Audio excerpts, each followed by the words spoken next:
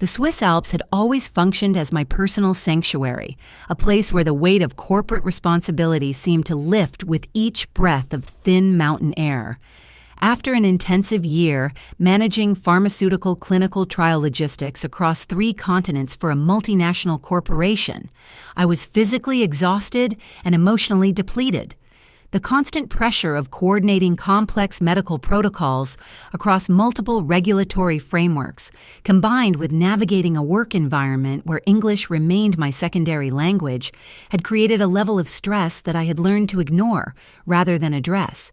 It had become normalized, which in retrospect was precisely the problem. My mountain cabin represented everything that the corporate world was not: stillness, solitude, and space for genuine rest. The elevation alone, situated at approximately 8,000 feet above sea level near Aspen, Colorado, created a physiological response that felt therapeutic. Each breath at that altitude seemed to scrub away the accumulated burden of midnight conference calls with Tokyo colleagues, regulatory negotiations conducted in imperfect Japanese, and the constant pressure to maintain flawless documentation in an industry where errors could have serious consequences for human subjects. I had purchased the property 3 years earlier, using a portion of my inheritance from my grandmother's estate. Before she passed, she had given me specific financial guidance that I had taken to heart. She did not want me to invest purely for profit or wealth accumulation.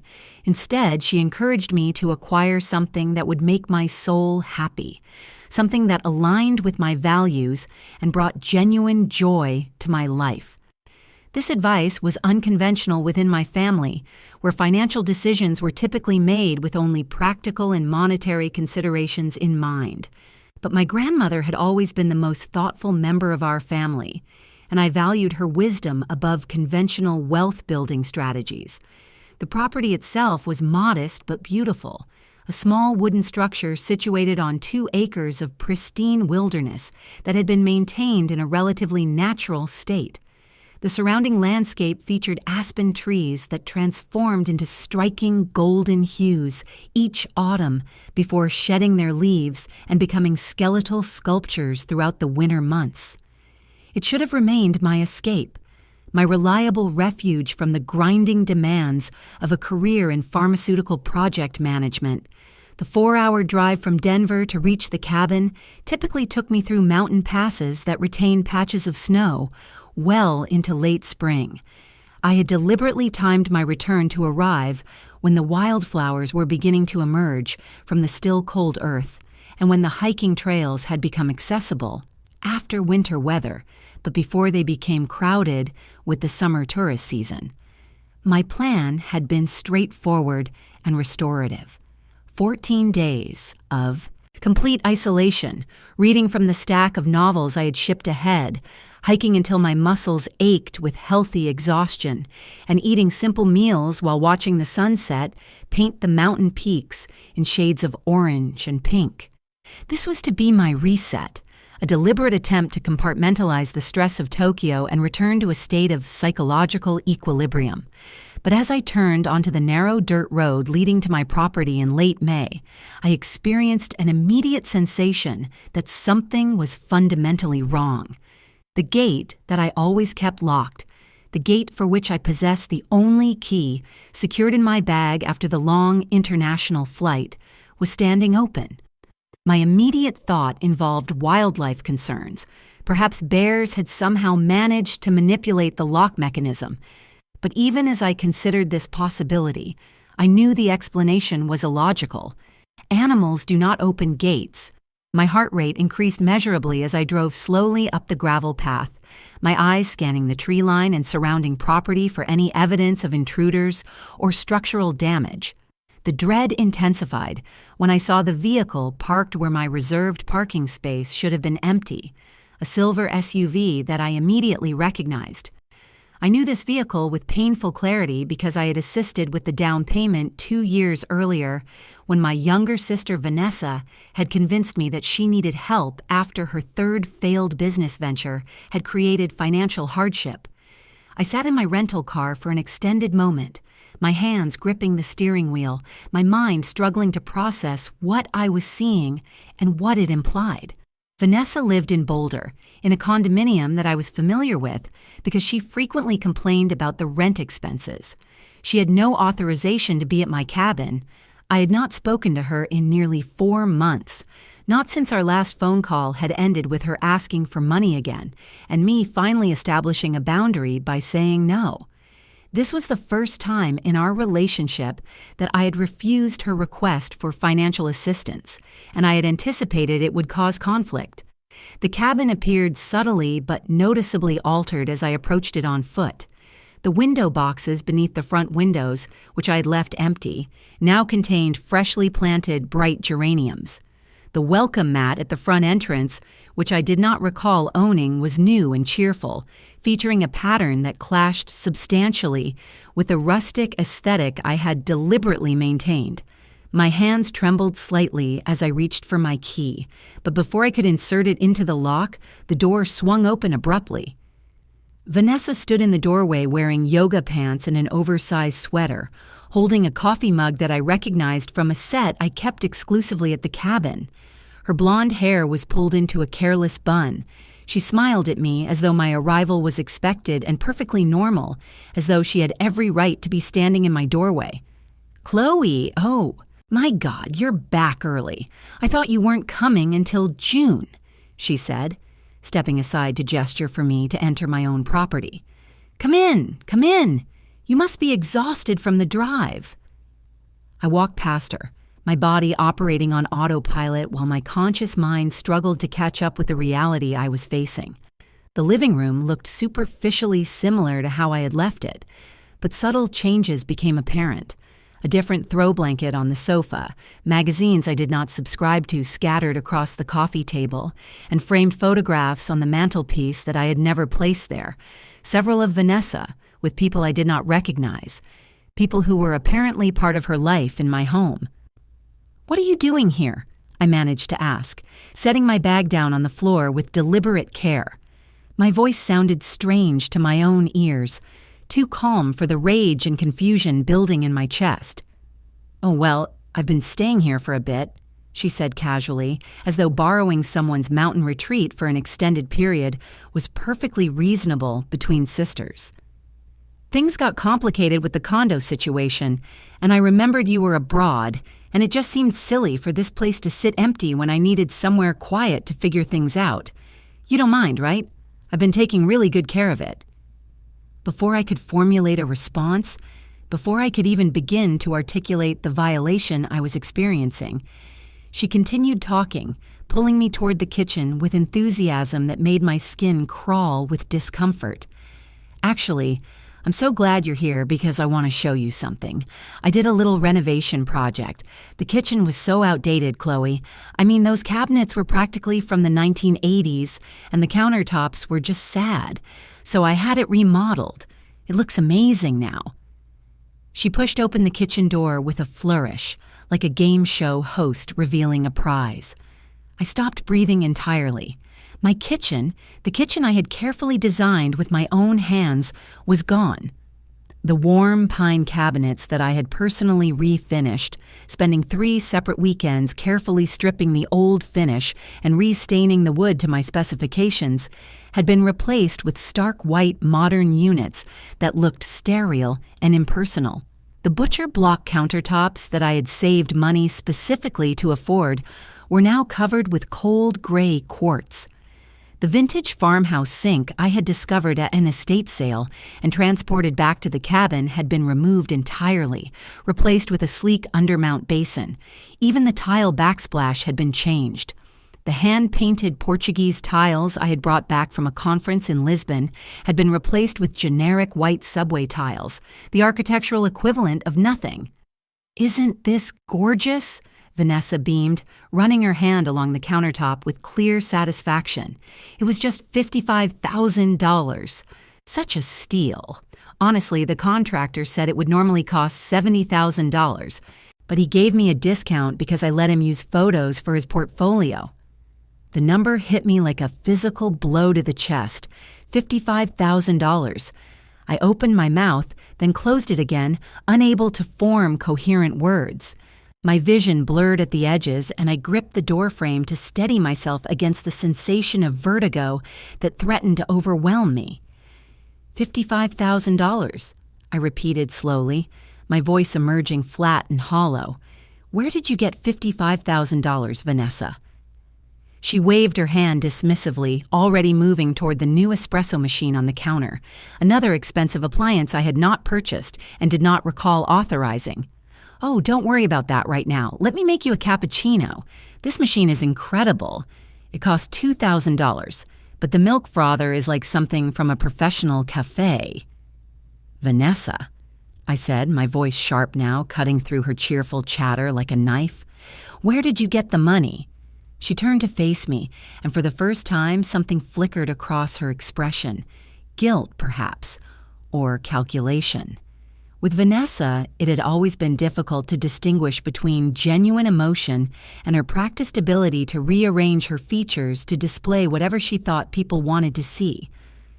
I used your credit cards, she said finally, as though admitting to borrowing a cup of sugar rather than committing financial fraud. But before you get upset, let me explain. I knew you would want this done eventually anyway. The kitchen was a disaster, and I figured with your fancy pharmaceutical job and living expenses covered in Tokyo, you could afford it. Think of it as an investment in the property value. My legs felt weak. I pulled out one of the new bar stools, another purchase I had not authorized, and sat down heavily, my body no longer capable of supporting my weight. You used my credit cards, multiple cards, to spend $55,000 on renovating my property without my permission, I said quietly, making sure I understood the situation correctly. Our grandmother left both of us money, Chloe. You got more because you were older, but that doesn't mean you get to hoard all the nice things. This cabin should be for both of us. Family shares, she said, her tone shifting to defensive, the words tumbling out faster. And honestly, I thought you would be grateful. I've been maintaining this place, keeping it clean, making sure the pipes didn't freeze last winter. You were on the other side of the world, not even thinking about it. The audacity of her logic made me dizzy. She had not simply borrowed my property. She had invaded it, stolen my financial information, and spent enough money to purchase a new vehicle, all while justifying her actions by invoking our grandmother's memory and suggesting I should be grateful for her unauthorized improvements. How did you even get my credit card information? I asked, forcing myself to remain calm, to gather facts before I allowed myself to fully experience the rage building inside me. You left some paperwork in the desk drawer last time I visited. She shrugged as if this explanation was perfectly reasonable. I just thought it was smart to keep the information handy in case of emergencies. And technically, this was an emergency. My mental health was really suffering in Boulder. I needed a change of environment. I stared at her, trying to reconcile this person with the little sister I had protected throughout our childhood, the one I had helped with homework and defended against bullies, the one I had loaned money to repeatedly, co-signed leases for, and bailed out of bad decisions more times than I could accurately count. When had she become this? Or had she always been this, and I had been too busy playing the role of responsible older sister to notice? You need to leave, I said quietly, my voice steady despite the emotions coursing through me. Right now. Pack your things and get out. Chloe, come on, she said, her voice taking on a wheedling quality that I recognized from countless previous conflicts. Don't be dramatic. Where am I supposed to go? I let the condo go because I couldn't afford it anymore. I've been living here for 5 months. You can't just kick me out. 5 months. The timeline clicked into place with horrible clarity, like puzzle pieces that should never have fit together suddenly interlocking. You've been living in my cabin since January. You moved in the moment I left for Tokyo, I said, the realization settling over me like a cold blanket. You weren't using it, and I needed somewhere to stay. What was I supposed to do, be homeless? She crossed her arms, her expression shifting to the wounded victim look she had perfected over the years. You have always had everything, Chloe. The better grades, the better job, Grandma's favorite. The least you can do is share this one thing." The familiar guilt tried to surface, the trained response of the older sibling who had always been told to look out for her younger sister. But beneath it, a cold anger was building. An anger that had been compressed and ignored for too many years, that had accumulated through repeated cycles of enabling and avoidance. "Did you really think I wouldn't find out?" I asked, my voice steady now, fortified by growing clarity. "Did you think you could spend $55,000 on my credit cards and I would just never notice?" "I was going to pay you back eventually," she said, but her eyes would not meet mine. "Once my online boutique takes off, I'm working on a business plan. You know I'm good at—" "Your 5th business plan? Or is it the 6th? I've lost count of how many ventures I've funded that never materialized," I said, interrupting her before she could construct an elaborate justification. I stood up, needing to move, needing to do something with the energy coursing through my body. "I want you out today. I will give you 2 hours to pack. That's it." "You can't do this. I have tenant rights," she said, her voice rising with panic. "I've been living here for 5 months. You have to give me proper notice." "You're not a tenant," I said quietly, my words cold and precise. "You're a squatter who committed credit card fraud. And if you're not gone by evening, I will call the police and explain exactly what you've done." Her face flushed red with anger and shock. "You would not dare. I'm your sister." "You stopped acting like my sister the moment you decided to steal from me," I replied evenly, then walked past her, needing to see the rest of the damage to understand the full scope of what she had done. The master bedroom had been taken over completely. Her clothes filled the closet with custom cedar shelving I had built myself. The bathroom counter was covered with expensive skincare products, makeup, and hairstyling tools, hundreds of dollars worth of items she had clearly purchased without any financial constraint. The bed had new linens, a designer duvet set that probably cost more than my monthly rent in Tokyo. In the second bedroom, which I had used as a personal office, I found evidence of her supposed business venture. A laptop surrounded by product samples, pricing spreadsheets, and marketing materials for an online jewelry store that appeared to exist only in planning stages. The desk drawers held far more troubling discoveries: shopping receipts, credit card statements that should have been coming to my address in Tokyo, but had apparently been intercepted, and a notebook filled with calculations that made my blood run cold. She had not just used my credit cards for the kitchen renovation. The statements showed charges going back months: furniture purchases, electronics, clothing, restaurant bills, spa treatments, a hot tub installation that I had not even noticed yet, probably positioned around the back of the cabin. The total, from what I could quickly calculate, was well over $90,000.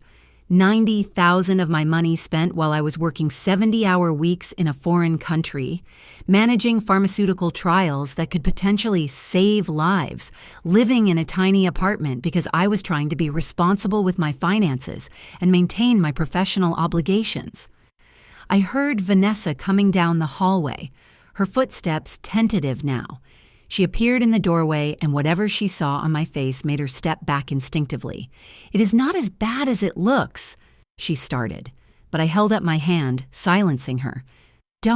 Just don't," I said, gathering the credit card statements with hands that were surprisingly steady, despite the rage vibrating through my entire body. "I'm going into town. When I get back in 3 hours, you will be gone.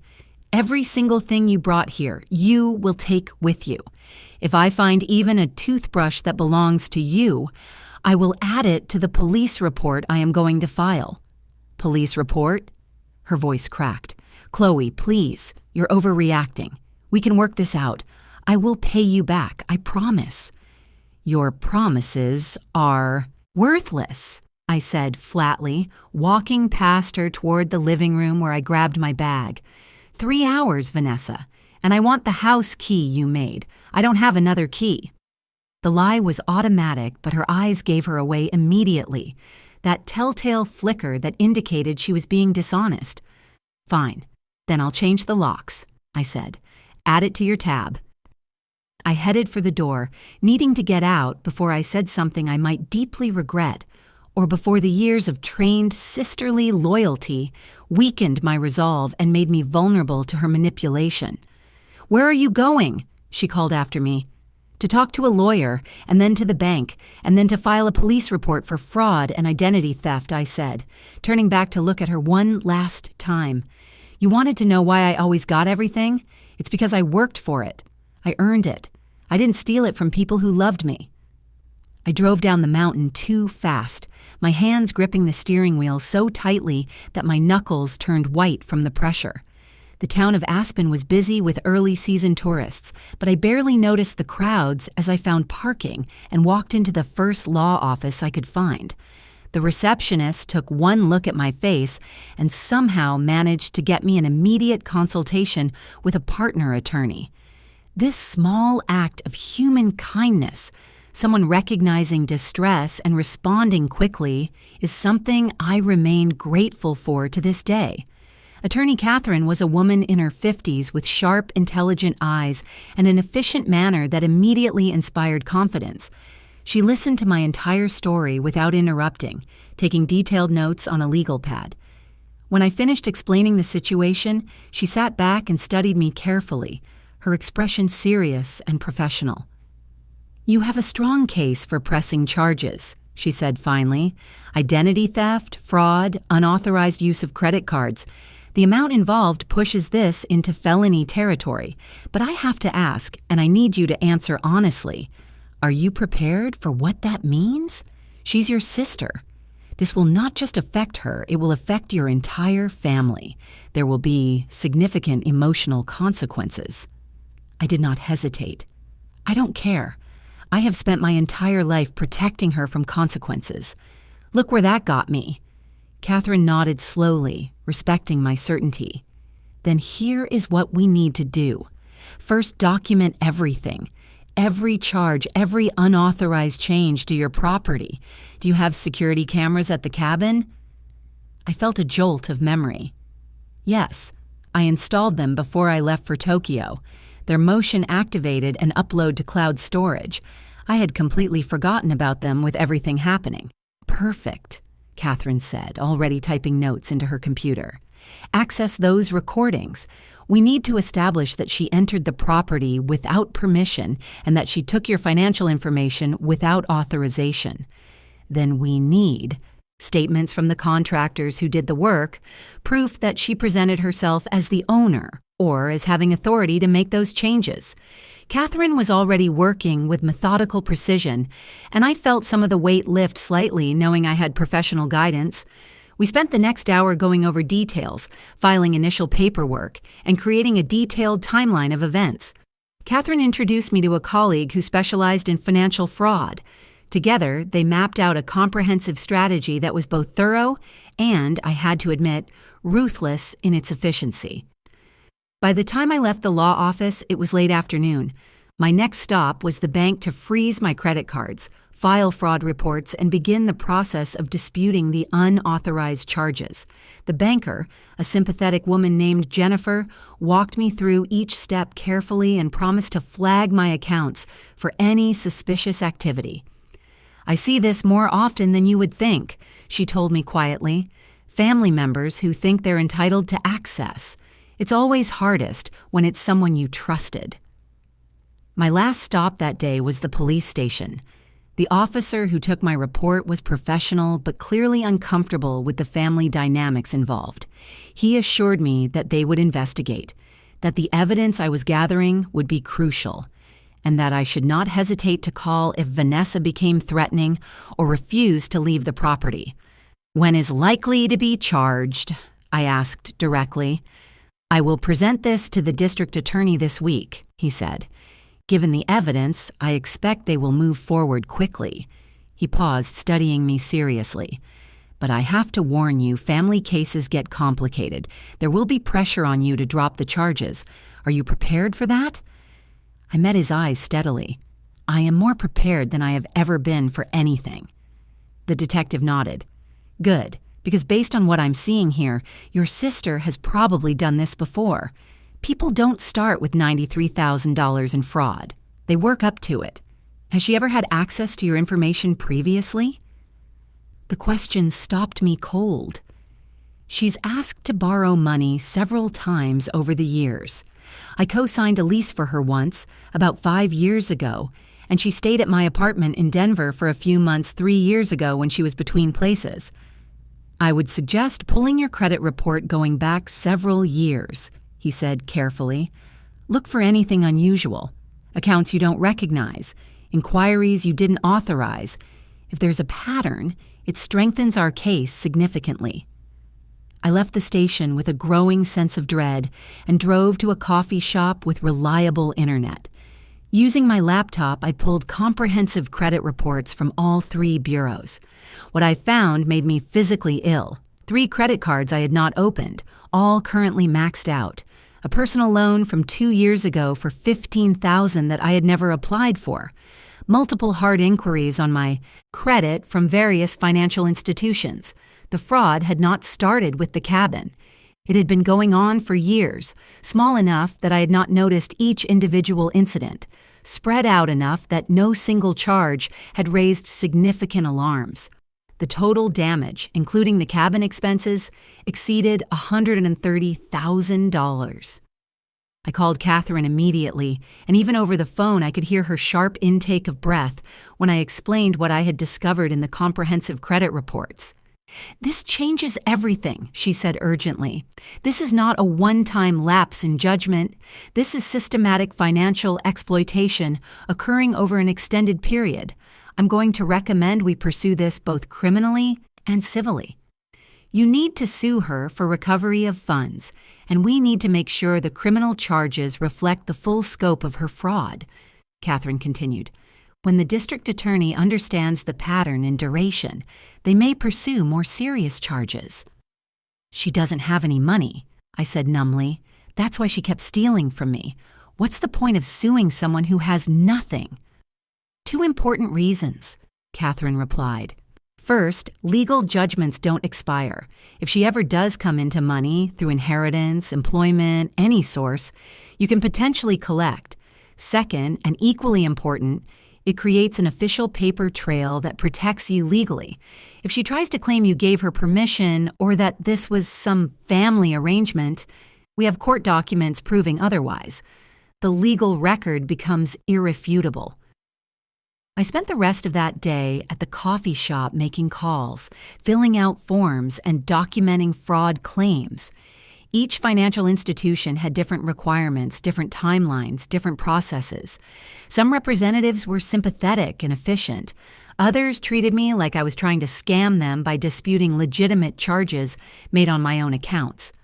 By the time the sun started setting, I'd spoken to 14 different people across 7 financial institutions, and my head throbbed with a migraine that seemed to have settled permanently behind my eyes. My phone, which I had turned back on, was flooded with messages. 11 from my mother, each more frantic and accusatory than the last. 5 from Vanessa, alternating between begging for forgiveness and threatening to ruin my reputation if I proceeded with the legal action. 3 from an aunt I barely spoke to, lecturing me about family loyalty in a way that revealed she had heard only Vanessa's version of events. 2 from cousins who apparently now had strong opinions about my relationship with my sister, despite their general absence from my life. Only one message offered genuine support. My best friend from graduate school, Teresa, who lived in Portland and who I had texted earlier about the situation, responded with characteristic directness. "This is insane. Come visit and get away from this mess. Or I can come there. You shouldn't be alone right now." I texted back, "Can't leave yet. Too much to handle, but thank you." Her response was immediate. "I'm serious. I can work remotely for a week. I'm booking a flight now. You need someone in your corner." I wanted to tell her not to come, that I could handle this alone the way I handled everything alone. But the truth was, I desperately needed an ally, someone who was not going to make excuses for Vanessa or tell me I was overreacting. "Okay," I typed back. "Thank you. I really mean that. That evening, back at the cabin, I finally listened to my mother's voicemails. They devolved from concern to anger to manipulation over the course of the day, each message revealing a different aspect of her emotional state. "Chloe, honey, please call me. Vanessa is devastated. She made a mistake, but she's family. I don't understand why you're being so cruel about this. She was just trying to help make the cabin nicer. You know how hard things have been for her. She's always struggled, and you've always had it easy. Is it really necessary to involve lawyers? Your father would be ashamed of how you're treating your sister. Family is supposed to forgive." "Fine, don't call me back. But don't come crying to me when you realize you've destroyed your relationship with your only sibling over money." The final message was from earlier in the evening, her voice cold and final. "Vanessa told me you're trying to have her arrested. If you go through with this, do not bother coming to Thanksgiving or Christmas. I will not have someone in my home who would betray their own family like this." I saved all the voicemails, adding them to my documentation folder. Catherine had told me to keep everything, that threats and manipulative messages could be relevant if Vanessa escalated further. Then I called my grandmother's sister, Aunt Dorothy, who was 91 and living in a retirement community in Boulder. She had always been my favorite relative, sharp-minded and unsentimental in ways that the rest of the family found uncomfortable, but I found refreshing. "Chloe, darling," she answered warmly. "I heard about the situation with Vanessa. Your mother called me yesterday trying to get me to talk sense into you." "What did you tell her?" I asked wearily. "I told her that you are displaying more sense than anyone else in this family has shown in years." Her voice was firm. "Your sister is a thief, Chloe. Your mother is an enabler, and you are finally standing up for yourself. It's about time." Relief washed over me so intensely I had to sit down. Everyone else thinks I'm being terrible. Everyone else is uncomfortable with conflict and would rather pressure me to be a victim than deal with the fact that Vanessa has a problem. "That's because they're uncomfortable with their own complicity," Aunt Dorothy said bluntly. "Your grandmother worried about this, you know. She told me before she died that she feared Vanessa would never learn to stand on her own, because everyone kept catching her when she fell. She left us both money in her will. I know Vanessa spent hers in 6 months. Your grandmother knew it would happen. That's why she left you more and put conditions on your inheritance. She trusted you to be responsible." There was a pause. "Chloe, I want you to know something. When your grandmother bought that cabin with you, she told me she was giving you roots, a place that was yours where you could always return. Don't let Vanessa take that from you." We talked for another hour, and by the time we hung up, I felt more grounded than I had since returning from Tokyo. Aunt Dorothy promised to run interference with my mother and to make it clear that she supported my decisions completely. Teresa arrived 2 days later, sweeping into the cabin with her characteristic energy. 2 suitcases, a bag of groceries, and a bottle of expensive whiskey. "Okay," she announced, setting everything down. "I'm here to provide moral support, strategic planning, and excellent meals. Also, I brought booze because you look like you need it." I hugged her tightly, feeling some of the tension in my shoulders finally release. Teresa had been my roommate in graduate school when I was getting my degree in pharmaceutical sciences. She worked in environmental consulting now, managing cleanup projects for contaminated sites, and she had a no-nonsense approach to problems that I desperately needed right now. Vanessa was arrested on a Thursday morning. Detective Russell called to inform me at 10 a.m., his voice professional but not without sympathy. She was taken into custody at her boyfriend's apartment in Boulder. No incident. She will be arraigned tomorrow, he said. Then he paused. "I want you to know that when we arrested her, we found additional evidence. She had your passport, original birth certificate, and several other documents she took from the cabin. She also had 3 more credit cards in your name that she hadn't used yet." My hands went cold. She was planning to continue the fraud. She was preparing for additional financial crimes. "That's going to strengthen the prosecution's case significantly. Detective Russell continued. This wasn't a one-time lapse in judgment. This was an ongoing criminal enterprise. He cleared his throat. The arraignment is at 2 p.m. tomorrow at the Boulder County Courthouse. You're not required to be there, but you're welcome to attend. After we hung up, I sat staring at my phone for a long time. Teresa found me like that, still and silent on the sofa. She was arrested, I said finally. Teresa sat beside me, not speaking, just being present. Her capacity for supportive silence was one of the reasons I valued our friendship so deeply. Finally, I turned to her. I want to go to the arraignment. I want to see her face when she has to answer for what she did.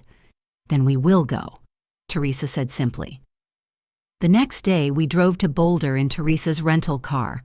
The courthouse was an imposing building of gray stone with protesters outside advocating for various causes. Inside, the security process was thorough. We found the correct courtroom and took seats in the public gallery. The room filled slowly with lawyers, court staff, and other observers. Then Vanessa was brought in, wearing an orange jumpsuit, her hands cuffed in front of her. She looked smaller somehow, diminished. Her blonde hair hung limp around her face, and her eyes were red-rimmed from crying. When she saw me sitting in the gallery, her expression transformed. Shock, then hurt, then pure hatred. She said something to the public defender beside her, gesturing toward me. The lawyer shook his head, speaking quietly to her. The arraignment was quick and procedural. The charges were read. 3 counts of identity theft, 6 counts of fraud, 2 counts of forgery. Each charge carried potential prison time. Bail was set at $75,000, an amount I knew Vanessa could not possibly pay. How does the defendant plead? The judge asked. Not guilty, Your Honor, the public defender said. The judge set a preliminary hearing date for 3 weeks later and remanded Vanessa back to custody until bail could be posted. As she was let out, Vanessa turned to look at me again. This time, there were tears streaming down her face, and she mouthed something that looked like, "Please." I looked away. Outside the courthouse, my phone immediately buzzed with a call from my mother. I declined it, then a text arrived.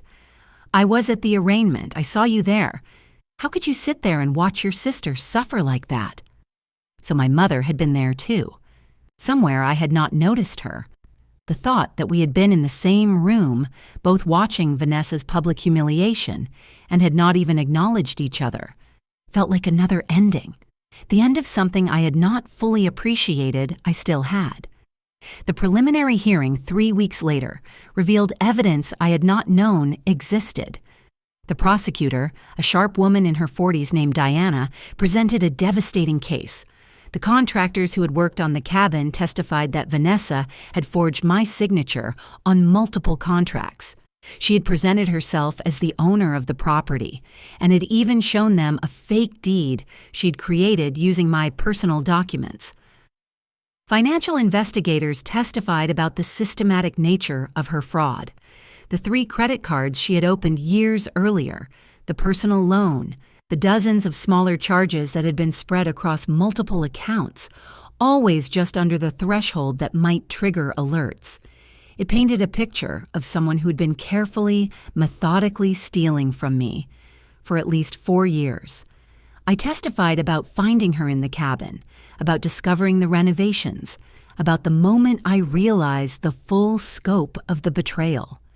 Diana walked me through each discovery, making sure the judge understood not just the financial impact, but the emotional violation of what worse had occurred. "How did it feel when you realized your sister had been living in your home without permission?" Diana asked gently. "Like everything I thought I knew about my family was a lie," I answered honestly. Like I had been protecting someone who saw me as nothing more than a resource to exploit. Vanessa's public defender tried to paint her as desperate, as someone suffering from mental health issues who had made poor choices under duress. But the evidence was overwhelming. The security footage of her photographing my credit cards showed clear intent and planning. The forged signatures demonstrated knowledge of illegality. The years-long pattern of fraud showed this was not a cry for help, but a calculated exploitation of trust. The judge ordered her held for trial, denying bail reduction. The trial, when it finally came, lasted 3 days. I testified again, this time to a jury. They listened carefully as Diana presented the evidence, piece by piece, building an unassailable case. The security footage of Vanessa photographing my credit cards, the forged signatures, the systematic pattern of theft over years, my testimony about the impact on my finances, my credit, my sense of safety and security in my own home. Vanessa testified in her own defense, and it was painful to watch. She cried. She apologized finally, saying she knew what she had done was wrong, but that she had been desperate. She painted herself as someone who had made terrible mistakes out of need, not malice. But Diana's cross-examination was thorough and devastating. She walked Vanessa through each lie, each manipulation, each calculated theft. By the end, even Vanessa's public defender looked defeated. The jury deliberated for less than 4 hours, guilty on all counts. The sentencing hearing happened 2 weeks later. I sat in the courtroom, the same one where this had all begun months earlier, and watched as the judge reviewed the case file. Vanessa stood at the defense table, her orange jumpsuit replaced with ill-fitting civilian clothes her lawyer had provided. She looked thinner, her face gaunt and pale under the fluorescent lights. Diana presented a sentencing recommendation, 8 years in state prison, followed by probation and mandatory restitution.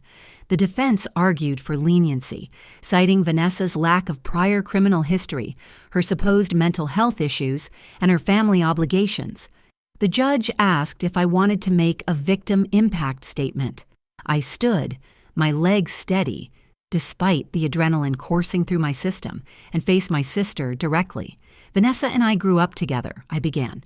I protected her on the playground. I helped her with homework. I loaned her money when she needed it. I co-signed leases. I gave her places to stay. I did these things because I loved her and because I believed family took care of each other. But somewhere along the way, Vanessa started seeing me not as her sister, but as a resource to exploit. She didn't just steal money from me. She stole my sense of security. She stole my ability to trust.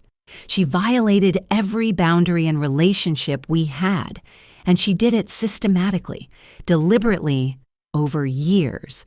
The hardest part is not the financial damage, though that has been devastating. The hardest part is realizing that someone I loved viewed me with such contempt that she believed she was entitled to destroy my financial stability for her convenience. The hardest part is knowing that even now, after everything, she still doesn't truly understand that what she did was wrong. She's sorry she got caught, not sorry she hurt me. I don't want Vanessa to suffer, but I do want her to face real consequences for the first time in her life. I want her to understand that actions have repercussions, and I want to be able to sleep at night knowing that she cannot do this to anyone else while she is incarcerated. I sat down. The judge took a moment reviewing documents before speaking. This court has reviewed all the evidence presented. The defendant engaged in a sophisticated, long-term pattern of identity theft and fraud against her own sister. The breach of trust here is profound. The financial damage is extensive, and the lack of genuine remorse is concerning. Vanessa, you are sentenced to 6 years in the Colorado Department of Corrections, followed by 5 years of supervised probation. You are ordered to pay full restitution in the amount of $132,472 plus interest. You will also be required to complete mental health counseling and financial literacy courses as conditions of your eventual release. The gavel came down with finality. In the months following the trial, I slowly rebuilt the life that my sister had violated. The cabin was restored to something close to what it had been before Vanessa's intrusion. My credit score gradually recovered. The majority of the fraudulent charges were reversed by the credit card companies, faced with overwhelming video evidence and criminal convictions. Vanessa's life collapsed in ways beyond incarceration. Her boyfriend left her. Friends abandoned her once the full truth became public. The online following she had built for her jewelry business evaporated when bloggers covered her conviction. For my family, the consequences were more subtle but profound. My mother eventually, grudgingly, came to understand that I had been the victim in this situation. It took time, more time than I might have wanted, but she eventually called and apologized, though not fully. Vanessa remains incarcerated, working through the mandatory counseling and programs required by her sentence. I return to my cabin now, and I sit on the porch in the evening, watching the sunset paint the peaks in shades of gold and crimson, and I feel something I did not experience for months: peace. My grandmother had been right about roots, about having a place that was mine alone. The experience taught me something profound about boundaries, about family, and about the cost of protecting someone else's behaviors instead of holding them accountable. It taught me that love and consequence are not opposites, that sometimes the most loving thing you can do is allow someone to face the results of their actions. I paid a high price in family relationships and emotional turmoil, but in the end, I won. Not because I wanted revenge, but because I had finally learned that protecting myself was not selfishness. It was survival. It was the reclamation of what my grandmother had given me: roots, a place to stand, and the knowledge that I was worthy of that security.